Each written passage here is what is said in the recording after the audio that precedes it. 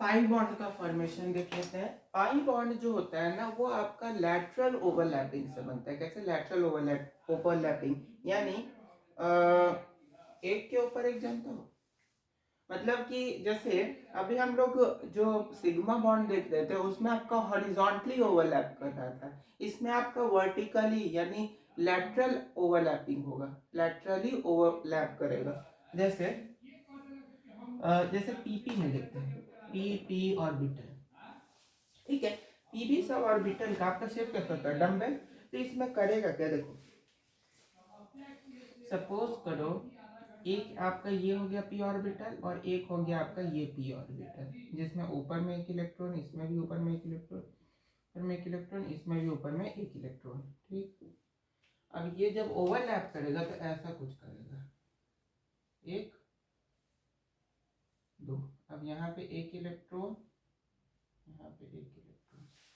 तो समझ में आ रहा है क्या हम बोलना चाह रहे हैं? यानी ये दोनों एक दूसरे को वर्टिकली यानी लैटरली क्या किया? ओवरलैप किया, ऐसे और ऐसे।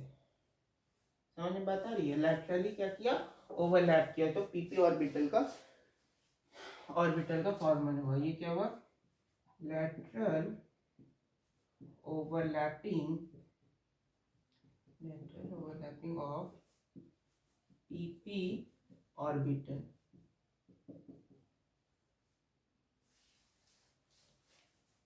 Lateral overlapping of PP orbital, ठीक। यानी वर्टिकल भी बोल सकते हो, लैटरल या वर्टिकल। अब एक एग्जांपल हम दिखाते हैं इसका। एग्जांपल में जैसे ऑक्सीजन को अगर लें, किसको लें? Oxygen, O2।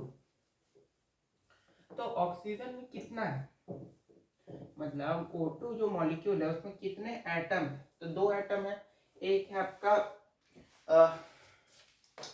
O2 में दो एटम है, एक है आपका O, दूसरा भी क्या है आपका O, ठीक। दोनों एटम जो है ओ इनके बीच में आपका डबल बॉन्ड होता है, जिसमें से एक आपका ऊपर वाला जो होता है, ऊपर वाला होता है, यानी ये जो आपका ऊपर वाला बॉन्ड है इसको पाई बॉन्ड बोलते हैं। और यहाँ पे ये जो नीचे वाला बॉन्ड है इसको हम लोग सिग्मा बॉन्ड बोलते हैं। इसको क्या बोलते हैं? Sigma bond. ऊपर वाला पाई बॉन्ड, नीचे वाला सिग्मा बॉन्ड। अब देखो अब ये बना कैसे, देखो इसका स्ट्रक्चर लिखेंगे अगर तो कैसे लिखाएगा? 1s2 2s2 2p2, 1s2 2s2 2p2 की 4 4 8 होता है ना, 6 होता है ना। अरे रुको, 8 होता है ना, 2p4 तो वो हो गया, नींद आ गया था। 1s में कितने इलेक्ट्रॉन? 1s में दो इलेक्ट्रॉन, एक दो। 2s में भी दो इलेक्ट्रॉन, एक दो। और 2p में कितना इलेक्ट्रॉन है? p में कितना इलेक्ट्रॉन है? 4। तो यहाँ पे लिखते हैं, ये हो गया आपका p ऑर्बिटल। ये क्या हो गया आपका p ऑर्बिटल? तो 1 2 3 और ये 4, ठीक। कितना अनपेयर्ड इलेक्ट्रॉन है? दो अनपेयर्ड इलेक्ट्रॉन है। तो ये आपका ये जो कॉन्फ़िगरेशन हुआ ये एक एटम का हुआ। दूसरा एटम का जब कॉन्फ़िगरेशन लिखेंगे तो उसमें भी सेम आएगा, ये इस एटम का मानते हैं कि जैसे ये जो कॉन्फ़िगरेशन है ये इस एटम का लिखे। इस एटम का अगर कॉन्फ़िगरेशन लिखना हो तो सिमिलर कॉन्फ़िगरेशन होगा, 1s 2s और 2p, है कि नहीं? 1 2 3 4 5 सिमिलर कॉन्फ़िगरेशन होगा कि नहीं होगा? अगर सिमिलर कॉन्फ़िगरेशन है, क्या है? सिमिलर कॉन्फ़िगरेशन है। तो एक चीज बताओ, इसमें कितना अनपेयर्ड इलेक्ट्रॉन? 2। इसमें कितना अनपेयर्ड इलेक्ट्रॉन? 2। दो अनपेयर्ड इलेक्ट्रॉन है और यही दोनों इलेक्ट्रॉन क्या है? दोनों में बॉन्ड भी बना रहे हैं। तो इसमें से आपका दो इलेक्ट्रॉन यानी कि ये कोई भी दो इलेक्ट्रॉन जो है वो आपका पाई बॉन्ड बनाता है और कोई दो इलेक्ट्रॉन आपका सिग्मा बॉन्ड बनाता है। तो इसका स्ट्रक्चर कैसा हो जाएगा?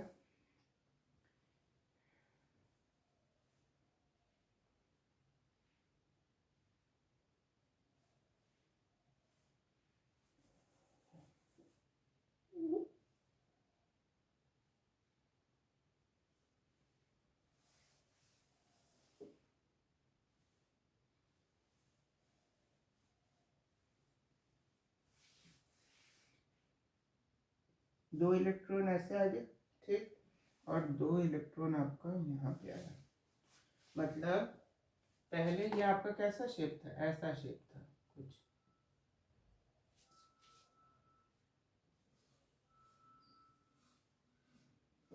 ये तो शेप याद है कि पी ऑर्बिटल का कैसा होता था? एक इलेक्ट्रॉन, दो इलेक्ट्रॉन, एक इलेक्ट्रॉन, दो इलेक्ट्रॉन। इसका ये वाला है, इसका ये वाला है, ठीक है। तो इसमें अनपेड इलेक्ट्रॉन कितना है? दो, तो दो को बना दिए। इसमें अनपेड इलेक्ट्रॉन कितना है? दो, तो दो को बना दिए।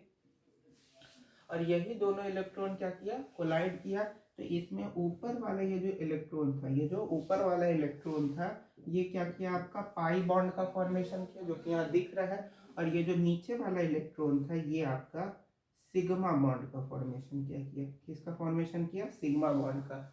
और इसी, ये आपका क्या है? एस हाइब्रिड ऑर्बिटल है। और अभी याद करो हम क्या बताए थे कि हाइब्रिड ऑर्बिटल से ही शेप का यानी स्ट्रक्चर का पता चलता है। हाइब्रिड ऑर्बिटल में सिग्मा बॉन्ड कहाँ है? नीचे है। इसमें स्ट्रक्चर में सिग्मा बॉन्ड कहाँ है? नीचे है। हाइब्रिड ऑर्बिटल में पाई बॉन्ड कहाँ है? ऊपर है। इसमें पाई बॉन्ड कहाँ है? ऊपर है।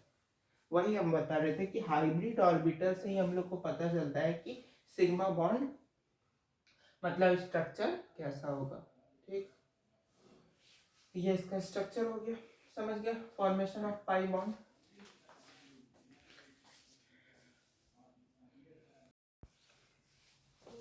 Attraction and repulsion force. अब देखिए अट्रैक्शन और रिपल्शन फोर्स क्या होता है। सबसे पहले ये देखो, अट्रैक्शन मतलब होता है खींचना और रिपल्शन मतलब होता है क्या? रिपेल कर देना, दूर भगा देना। दो लाइक, अच्छा ये तो जानते हो कि अगर दो लाइक चार्जेस हैं यानी प्लस प्लस के बीच में क्या होता है? रिपल्शन। माइनस माइनस के बीच में रिपल्शन।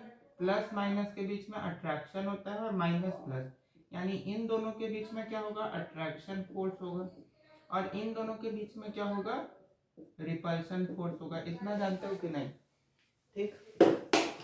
अगर याद रखो, अगर अट्रैक्शन फोर्स ज्यादा होगा यानी नंबर ऑफ अट्रैक्शन फोर्स अगर ज्यादा होगा, तो उस केस में आपका मॉलिक्यूल्स का फॉर्मेशन होगा। If the number of attraction force is more, then the molecule is formed. If the repulsion force is more, then molecule is not formed. Example के लिए हाइड्रोजन को देखो। देखिए हाइड्रोजन में आपका कितने एटम है? दो एटम है। दोनों एटम से एक मॉलिक्यूल बना है। यहाँ पे एक हाइड्रोजन का एटम जिसका न्यूक्लियस ये है, एक ये जिसका न्यूक्लियस ये है, ठीक। इसके पास कितना इलेक्ट्रॉन है? इसके पास एक इलेक्ट्रॉन है। इसके पास भी कितना इलेक्ट्रॉन है? एक इलेक्ट्रॉन। अरे इसके पास भी एक इलेक्ट्रॉन है। दोनों के पास एक एक इलेक्ट्रॉन है। अब एक चीज बताओ, ये पॉजिटिव चार्ज है, ये पॉजिटिव चार्ज है, दोनों के बीच में क्या होगा? रिपल्शन। यानी कि इसके बीच में क्या होगा? रिपल्शन फोर्स होगा, ठीक है। उसके बाद ये जो इलेक्ट्रॉन है, ये जो इलेक्ट्रॉन है, इस इलेक्ट्रॉन और इस न्यूक्लियस के बीच में क्या होगा? अट्रैक्शन फोर्स होगा ना, क्योंकि ये निगेटिव है, ये पॉजिटिव है। सिमिलरली इस न्यूक्लियस और इस इलेक्ट्रॉन के बीच में क्या होगा? अट्रैक्शन फोर्स होगा, क्योंकि दोनों अनलाइक चार्जेस है, एक पॉजिटिव है एक निगेटिव है। उसके बाद ये जो न्यूक्लियस है और ये जो इलेक्ट्रॉन है, इन दोनों के बीच में भी कौन सा फोर्स होगा? इन दोनों के बीच में भी कौन सा फोर्स होगा? एफ अट्रैक्शन फोर्स होगा, क्योंकि निगेटिव है पॉजिटिव है। सिमिलरली यहाँ पे भी होगा कि नहीं होगा? सिमिलरली यहाँ पे भी क्या होगा? अट्रैक्शन फोर्स होगा कि नहीं होगा?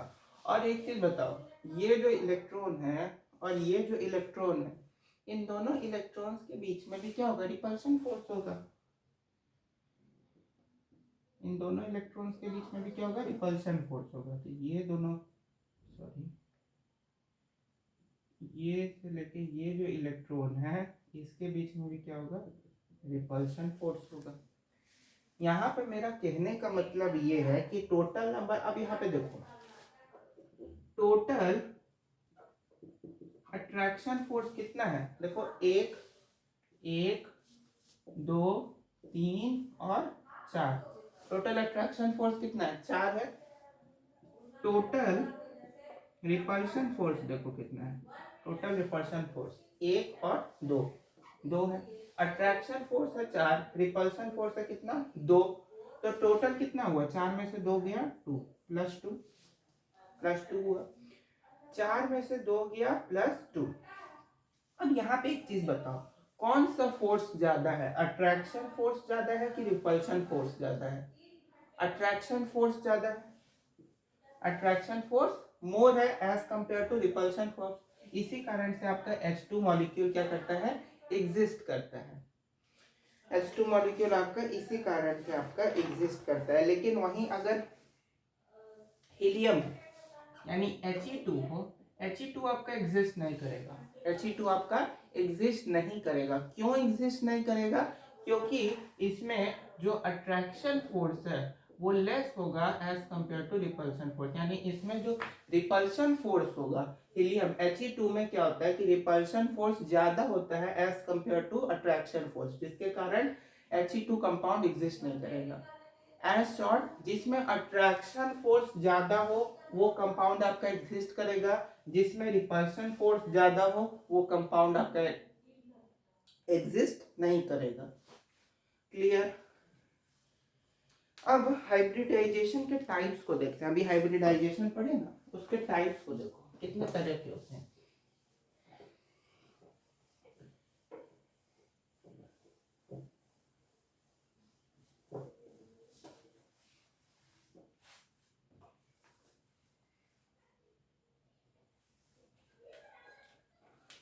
देखिए, टाइप्स ऑफ हाइब्रिडाइजेशन,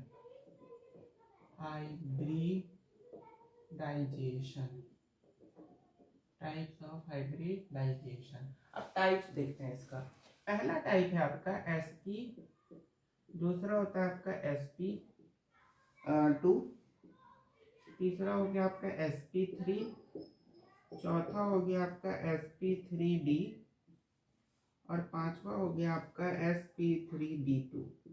ठीक है, ये 5 होते हैं, जिसमें से sp3d आपका जो होता है ये सल्फर में एग्जिस्ट करता है। किसमें एग्जिस्ट करता है, सल्फर में।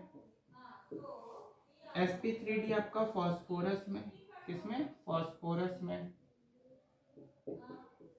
और sp3 से लेके इतना जितना है sp sp2 sp3 ये सारा आपका कार्बन में एग्जिस्ट करता है।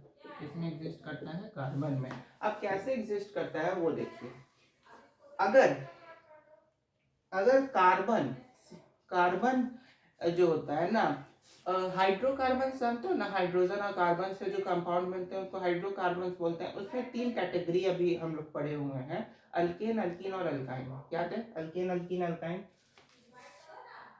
अल्केन मत अल्केन, अल्कीन और अल्काइन, याद है कि नहीं है। अल्केन में क्या होता है, कार्बन कार्बन के बीच में सिंगल बॉन्ड होता है। अल्कीन में क्या होता है, कार्बन कार्बन के बीच में डबल बॉन्ड। और अल्काइन में क्या होता है, कार्बन कार्बन के बीच में ट्रिपल बॉन्ड होता है कि नहीं। अब यहाँ पे ध्यान रखना है, यहाँ पे ध्यान रखना है। कर देते हैं भाई, 1 मिनट रुको।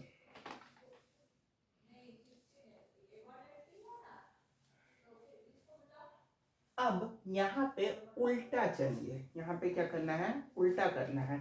यानी सिंगल बॉन्डेड कार्बन एटम हो, कार्बन एटम क्या हो, सिंगल बॉन्डेड हो, तो इसमें आपका sp3 हाइब्रिडाइजेशन होता है। डबल बॉन्डेड हो तो इसमें sp2 ही रहता है। और ट्रिपल बॉन्डेड हो तो इसमें sp होता है। मतलब यहाँ पे ये ध्यान रखना है कि ये तीनों हाइब्रिड ऑर्बिटल कार्बन में होते हैं। और कार्बन में कहाँ होते हैं, तो सिंगल बॉन्डेड जो होता है, सिंगल बॉन्डेड यानी अल्केन वाला जो ग्रुप होगा, सिंगल बॉन्डेड जो होंगे कार्बन एटम्स, उसमें आपका sp3 होता है। डबल बॉन्डेड यानी अल्कीन ग्रुप वाले जो कार्बन एटम्स होंगे उनके बीच में आपका sp2 होता है। और अल्काइन यानी ट्रिपल बॉन्डेड कार्बन एटम वाले में क्या होता है, sp होता है, हाइब्रिड ऑर्बिटल। समझ में बात आ गई कि नहीं? जैसे एग्जांपल में देख लो, तीन एग्जांपल बता देते हैं, तो उससे आपको क्लियर हो जाएगा। देखिए, एक काम करते हैं, एक ले लेते हैं, ठीक है,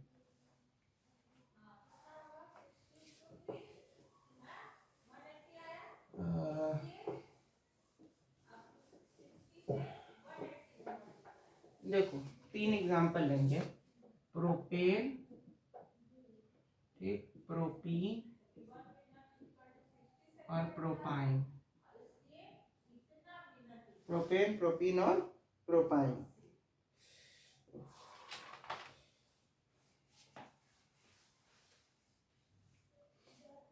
इथाइन भी ले सकते हैं, इथाइन है, इसमें इथाइन लेते हैं, चलो इसमें इथाइन ले लेते हैं, ETHYNE।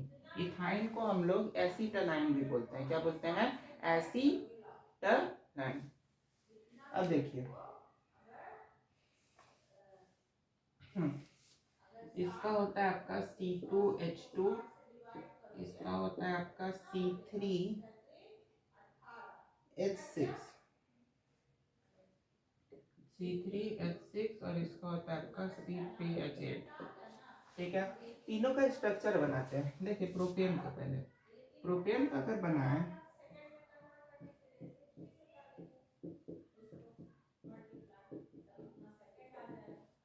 ये प्रोपेन का स्ट्रक्चर हो गया।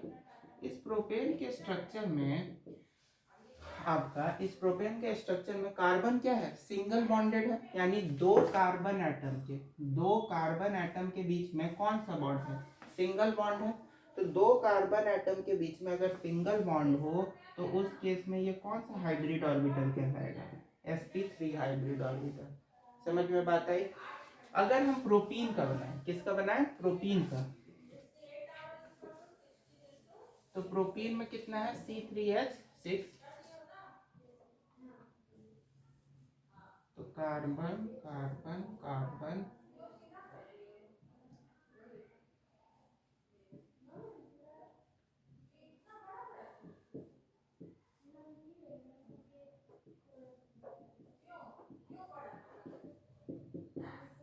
ये प्रोपीन का स्ट्रक्चर हो गया। अब प्रोपीन में दो कार्बन एटम के बीच में कितना बॉन्ड है, डबल बॉन्ड है। तो यहाँ पे ये कौन सा हाइब्रिड ऑर्बिटल हो गया, sp2 हाइब्रिड ऑर्बिटल हो गया। समझ में बात है? सिमिलरली इथाइन में देखो, इथाइन का क्या है, C2H2,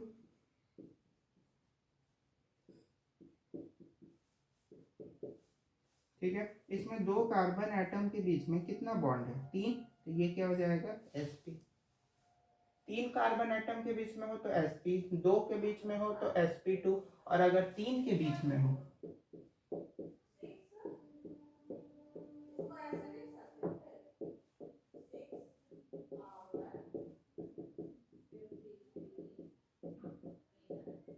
यानी एक के बीच में हो, तो इस केस में होता है आपका sp3।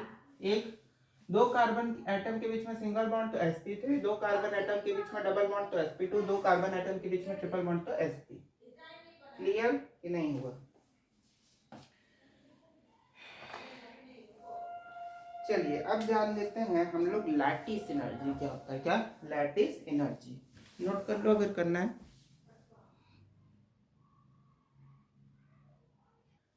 अब लैटिस एनर्जी क्या होता है, लैटिस एनर्जी बोलो या लैटिस एंथैल्पी बोलो, एक ही बात है। देखिए, the energy required to break the ionic bond of ionic molecules into its ions or gaseous state is known as what, lattice energy. जैसे अगर हम लोग सोडियम क्लोराइड को देखें, क्या देखें, सोडियम क्लोराइड को, तो सोडियम क्लोराइड को हम लोग अगर इसके बीच में आपका सिंगल बॉन्ड है तो इसको अगर हम लोग एनर्जी दें, क्या दें, एनर्जी दें, और तो ये क्या होगा, बॉन्ड क्या करेगा, टूट जाएगा। टूटेगा तो यहाँ से Na+ आएगा एक आयन, और यहाँ से Cl- दूसरा आयन आएगा, है ना। Na+ में कितना, एक इलेक्ट्रॉन को वो डोनेट करेगा, मतलब डोनेट बोलना है, एक इलेक्ट्रॉन क्या करेगा, आयनिक बॉन्ड है तो क्लोरीन को करेगा, जिसपे कारण एक इलेक्ट्रॉन दिया तो प्लस चार्ज आया, इस पे एक इलेक्ट्रॉन गेन किया तो माइनस चार्ज आया। अब यहाँ पे ये जो Na+ है, ये जो Na+ है और Cl- है, ये दोनों क्या है, आयंस है, और साथ ही साथ क्लोरीन जो है, ये जो क्लोरीन है ये आपका गैस भी है। क्लोरीन क्या है, आपका एक गैस एलिमेंट है। तो यहाँ पे देखो, यहाँ पे आपका लैटिस एनर्जी आया कि नहीं, यहाँ पे ये जो एनर्जी आया ये कौन सा एनर्जी आया, लैटिस एनर्जी आया। क्यों, क्योंकि सोडियम क्लोराइड जो कि एक आयनिक कंपाउंड है, इसको जब हम लोग एनर्जी दिए तो ये अपने आयंस में ब्रेक डाउन हुआ, और साथ ही साथ एक आयंस उसका क्या है, गैस है, एक आयन क्या है उसका, गैस है। तो ये कौन सी एनर्जी हुई, लैटिस एनर्जी हुई। सिमिलरली अगर मैग्नीशियम ऑक्साइड में देखो, इसमें मैग्नीशियम ऑक्साइड में, तो इसमें अगर मैग्नीशियम पे 2+ चार्ज, ऑक्सीजन पे 2- चार्ज, मैग्नीशियम पे 2+ चार्ज, ऑक्सीजन पे 2- चार्ज होगा। तो यहाँ पे मैग्नीशियम जो है, मैग्नीशियम ऑक्साइड को जब हम लोग एनर्जी दिए, मैग्नीशियम ऑक्साइड को जब एनर्जी दिए तो ये अपना बॉन्ड को ब्रेक किया, अपने बॉन्ड को क्या किया, ब्रेक किया, और ब्रेक करके Mg2+ और O2- अपना दो आयन में फॉर्म हुआ, और इस दोनों आयन में एक आपका क्या है, गैस है, ऑक्सीजन क्या है, गैस एलिमेंट है। तो यहाँ पे ये जो एनर्जी हुआ ये कौन सा एनर्जी हुआ, लैटिस एनर्जी हुआ। कौन सा एनर्जी हुआ, लैटिस एनर्जी हुआ। समझ में बात आया।